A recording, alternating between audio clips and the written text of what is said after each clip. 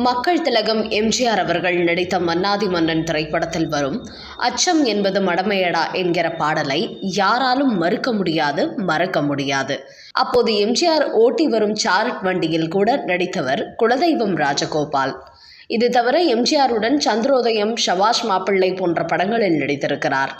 100க்கும் மேற்பட்ட படங்களில் நடித்த இவர் டி.ஆர். மகாலிங்கத்தை கதாநாயகனாக நடிக்க வைத்து கலைமகள் பிக்சர்ஸ் சார்பாக பண்ணையார் மகன், கனவு பலித்ததம்மா ஆகிய 2 திரைப்படங்களை லட்சக்கணக்கில் பெரும் பணம் முதலீடு செய்து கடனாளியாகி படங்கள் முழுவதும் முடிந்தும் திரையிட முடியாமல் பெரும் இழப்பை சந்தித்தார். பல ஆண்டுகள் நடிப்பு துறையிலிருந்து விலகி இருந்தார். பின்பு வில்லுப்பாட்டு கலையை கையில் எடுத்து மீனாட்சி கல்யாணம், ஐயப்பன் சரிதம், திருமுகன் ஆறுபடை சரிதம், மகா கணபதி சரிதம், இந்திய சுதந்திர போராட்ட வீரர்கள் வரலாறு, கலைவாணர் வரலாறு, காத்தவராயன் கதை, முனீஸ்வரன் கதை, ஐயனார் கதை, அகோர வீரபத்ரர் கதை, கருப்பர் கதை, கால பைரவர் கதை உள்பட பல வில்லுப்பாட்டு நிகழ்ச்சிகளை நடத்தி தனது குடும்பத்தை காப்பாற்றினார். கலைவாணர் என்.எஸ். கிருஷ்ணனின் வாழ்க்கை வரலாற்றையும் வில்லுப்பாட்டாக தயாரித்து வழங்கினார். இதன் சிறப்பாக டி.ஏ. மதுரம் இவருக்கு சின்ன கலைவாணர் என்கிற பட்டத்தை 1960 வழங்கினார். படம் தயாரித்து பெரும் கடன் சுமைக்கு ஆளான இவர் தன் மகள் திருமணத்துக்கு தேதி குறித்து நாள் கொடுத்தார். அப்போது இவர் காங்கிரஸில் இருந்ததால் எம்ஜிஆர் திமுகவில் இருந்தார். மேடையில் ஏறி எம்ஜிஆரை வாய்க்கு வந்தபடி பேசி திட்டி இருக்கிறார். அது எம்ஜிஆர் காதுக்கும் சென்றதும் கூட. எம்ஜிஆர் புன்னகை பூத்துவிட்டு சென்றிருக்கிறார். குலதெய்வம் ராஜகோபாலின் மகளுக்கு திருமணம் நிச்சயிக்கப்பட்டது. தமிழ் கடவுள் திருநெல்லை கண்ணனை அவர் சந்திக்கிறார். ராஜகோபாலை பார்த்ததும் வாங்கண்ண, என்ன விஷயம் என்று விசாரிக்கிறார் கண்ணன். சங்கடத்துடன் ராஜகோபால், பிள்ளைக்கு கல்யாணம் வச்சிருக்கேன், காசு இல்லாமல் சங்கடமாக இருக்கு, என்ன பண்றதுன்னு தெரியல என்று கூறியிருக்கிறார். அதற்கு நெல்லை கண்ணன், வாங்க எம்ஜிஆரை போய் பார்ப்போம் என்று கூற, ஐயோ வேணா அண்ணன், நான் அவரை ரொம்ப திட்டி இருக்கிறேன் என்று ராஜகோபால் கூற, பரவாயில்ல வாங்க என்று கூட அழைத்து சென்று எம்ஜிஆர் இல்லத்திற்கு போய்விட்டார் கண்ணன். அவர்கள் வருகை எம்ஜிஆருக்கு தெரிவிக்கப்பட்டது. எம்ஜிஆர் மாடியிலிருந்து இறங்கி வரும்போது ராஜகோபாலை பார்த்து, ராஜகோபால் அண்ணன் வாங்க, என்ன இவ்வளவு தூரம் வந்திருக்கீங்க என்று கேட்டபடி தம்பி சொன்னாப்புல பிள்ளை கல்யாணமாமே என்றபடி ஒரு பெரிய வெள்ளி தட்டில் விலையுயர்ந்த பட்டு சேலையுடன் பணத்தையும் வைத்து கொடுத்திருக்கிறார். அதை பார்த்து ராஜகோபால் அந்த இடத்தில் அழுது விட்டார். உங்களை நான் எவ்வளவு திட்டி இருக்கிறேன் என்று சொன்னால் எம்ஜிஆர் அதை பற்றி எல்லாம் இப்போது பேச வேண்டாம் என்று வழி அனுப்பி வைத்திருக்கிறார். இப்படி தோட்டம் தேடி சென்று கேட்டவர்களுக்கும் கேட்காதவர்களுக்கும் கொடுத்து உதவியவர் எம்ஜிஆர். எம்ஜிஆர் தன்னிடம் உதவி கேட்பவர்களுக்கு மட்டுமின்றி கேட்காதவர்களுக்கும் அவர்களுடைய நிலையை அறிந்து உதவிகளை செய்யக்கூடியவர். இதற்கு உதாரணமாக எத்தனையோ சம்பவங்கள் உண்டு. இசை நிகழ்ச்சிகள், நாடகங்கள், கலை நிகழ்ச்சிகள் நடத்துவதற்கு 50 ஆண்டுகளுக்கு முன்பு சென்னையில் அவ்வளவாக அரங்குகள் கிடையாது. மயிலாப்பூரில் ரசிகர் ரஞ்சனி சபாவுக்கு சொந்தமான சுந்தரேஸ்வரர் அரங்கு, எழும்பூரில் அரசுக்கு சொந்தமான மியூசியம் தியேட்டர், வால்டாக்ஸ் சாலையில் அமைந்திருந்த ஒற்றை வாடை தியேட்டர், மாநகராட்சி அலுவலகத்தை ஒட்டிய விபி ஹால், அண்ணாமலை போன்ற ஒரு சில அரங்குகள் இருந்தன.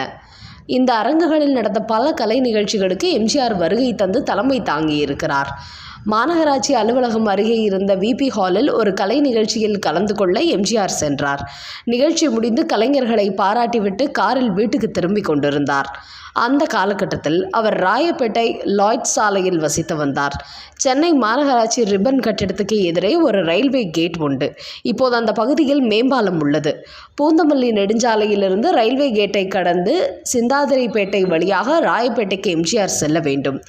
எம்ஜிஆரின் கார் வந்து கொண்டிருந்த போது ரயில்வே கேட் மூடப்பட்டிருந்தது. அது திறப்பதற்காக கார் காத்திருந்தது.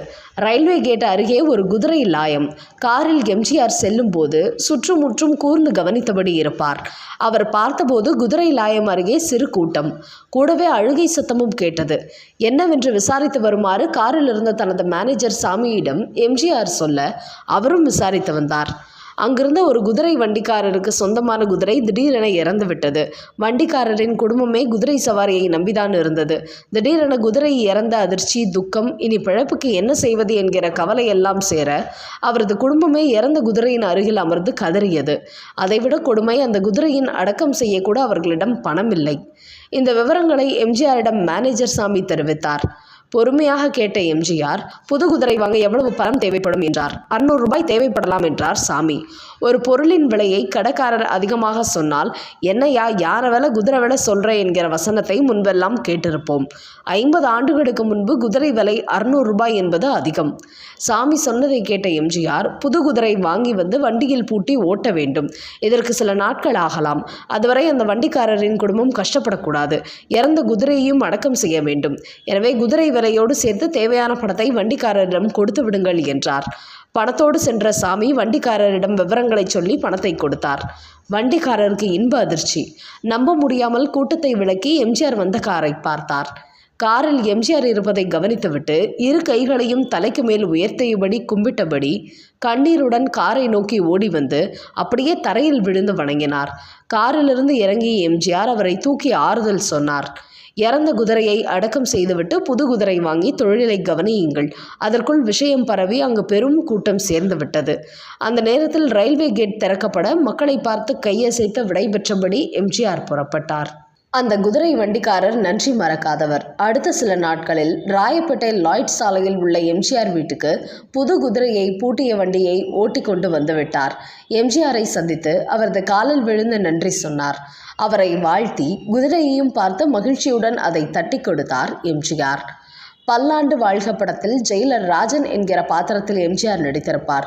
கொடிய குற்றங்கள் செய்த சிறை கைதிகள் 6 பேரை தனது பொறுப்பில் அழைத்து வந்து அவர்களோடு தானும் வாழ்ந்து கைதிகளை திருத்தும் முயற்சியில் ஈடுபடுவார். குற்றவாளிகளில் ஒருவராக நடிக்கும் RS மனோகர் கதைப்படி தனது மனைவியை கொன்றுவிட்டதால் சிறை தண்டனை அடைந்திருப்பார். அவரை பார்க்க மனோகரின் 2 குழந்தைகளையும் அழைத்து கொண்டு அவரது தாயார் வருவார். தனது தள்ளாத வயதில் வீடுகளில் வேலை செய்து குழந்தைகளை காப்பாற்றி வருவதாகவும், தானும் இறந்துவிட்டால் இந்த குழந்தைகளின் கதி என்ன என்று மனோகரிடம் கோரி அவரது தாயார் கலங்குவார். என்ன செய்வதென்று மனோகரும் கண் கலங்கவும் பார்ப்பவர் மனதை உருக்கும். இதை கேட்டுக்கொண்டிருந்த எம்ஜிஆர் 2 குழந்தைகளையும் தான் பார்த்து கொள்வதாக கூறுவார். அந்த தாய் நன்றியும் மகிழ்ச்சியும் போட்டி போட உணர்ச்சி பெருக்கோடு எம்ஜிஆரை பார்த்து சொல்வார், இந்த உலகத்தில் ஏழைங்களோட கஷ்டத்தை புரிஞ்சுக்கிறவங்க உன்ன மாதிரி வேற யாரும் இல்லப்பா என்று. அந்த தாய் சொன்னது போல இருந்தாலும் மறைந்தாலும் பேர் சொல்லும் எம்ஜிஆர் போல யாரும் இல்லை.